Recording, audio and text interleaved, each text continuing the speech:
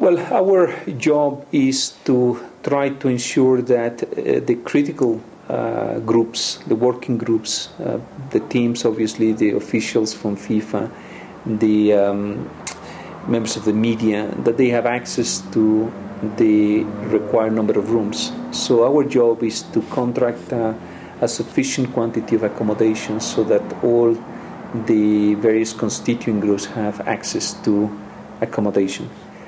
It's not a job that is exclusively done by Match. People have other ways of sourcing accommodation. They may have relatives living in town. They may have ways of booking accommodation directly or through other third-party intermediaries.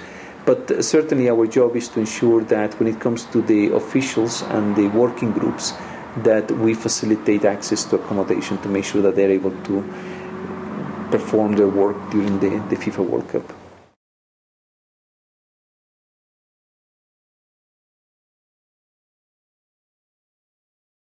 FIFA does have a particular approach to pricing, and it really is a process that starts during the bid process, where we have a standard contract that is used to secure a large proportion of the inventory that will be eventually used during the World Cup. So, no, I think that prices for 2010 won't be an issue. There are, of course, a lot of people who may wish to speculate as to the price that rooms may fetch, but at the end of the day, I think that we already have a sufficiently large inventory of rooms so that prices can be contained to what might be considered to be an acceptable level.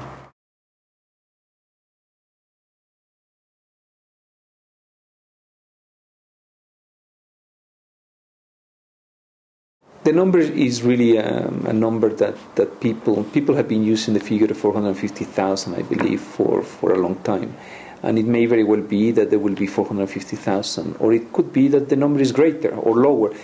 But the important point to consider is not so much the number of people that come, it's the duration of their stay. Because one thing is to have 100,000 people staying for 30 days as compared to 450,000 people coming for 2 days. So it's all relative. I don't think that it's really a head count exercise. I think it's a question of room nights and periods that people will be staying in South Africa that will create the economic impact that people will be able to look at after the World Cup. In terms of the number of rooms that an event of this magnitude requires, I can tell you that the match requirement is 55,000 rooms. That's the number that we went into Germany looking for, and that's the number that we use in Japan and Korea. That's the number that we are comfortable with.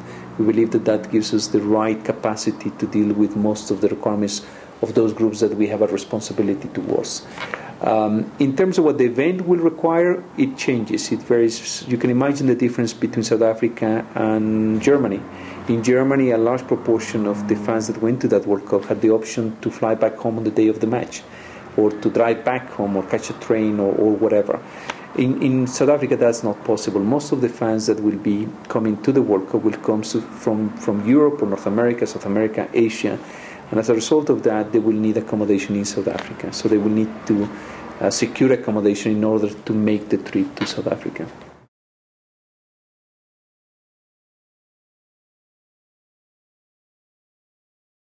Well, we've had a very good and I believe mutually successful cooperation with entities such as the Grading Council of South Africa, South African National Parks, TEP. These are all organizations that work under the umbrella of the Department of Environmental Affairs and Tourism. And they have been very helpful and supportive, and I believe that a lot of progress has been made in terms of grading and in terms of making establishments aware of the opportunities that the World Cup may bring to their establishments. But we're now very much on the home straight. We're now basically looking towards delivering accommodation to our customers and seeing the World Cup through as successfully as we can. So we're now very much on the home straight.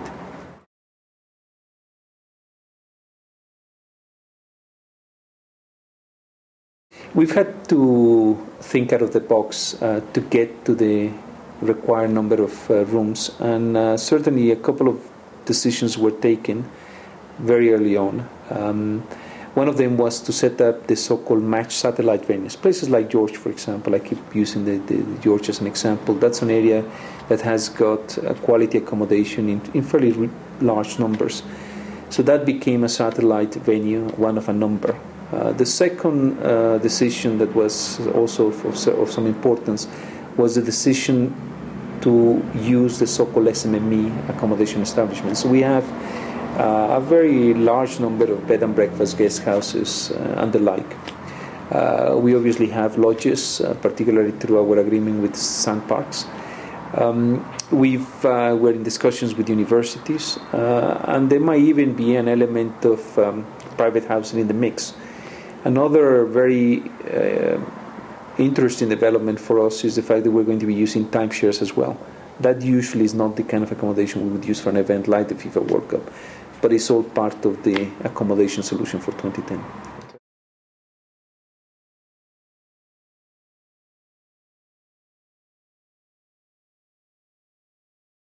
Well, it's certainly not a backup plan of match or indeed FIFA. It's certainly something that could well happen.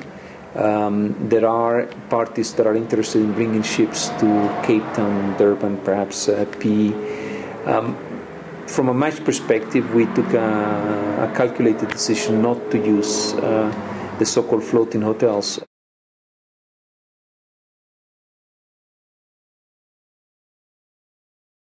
Now, the largest concentration comes from some of the usual markets. England, as a team, is going to be very well supported.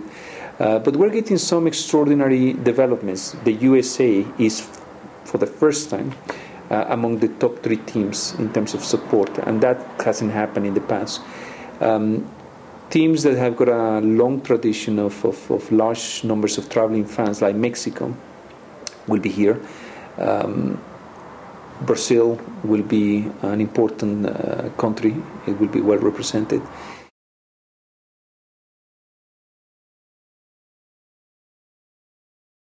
We're doing a lot of things to make sure that we have the best possible environment to encourage people to come. There is a tour operator program that we have been working on, which will include approximately 160 tour operators from all over the world. And they will be the ones who are promoting the event within their national territories. But the World Cup is really quite a unique event. There's simply nothing like it. We've done just about every event you can imagine, and I can tell you that the World Cup stands on its own. In terms of popularity, in terms of worldwide appeal, there is nothing to compare it. And I know which other events may come to your mind, but you can't compare it. So I don't think that you need to be particularly skillful at promoting or marketing the World Cup, because fortunately it's such a popular event that you will get more customers than you could possibly have expected to come.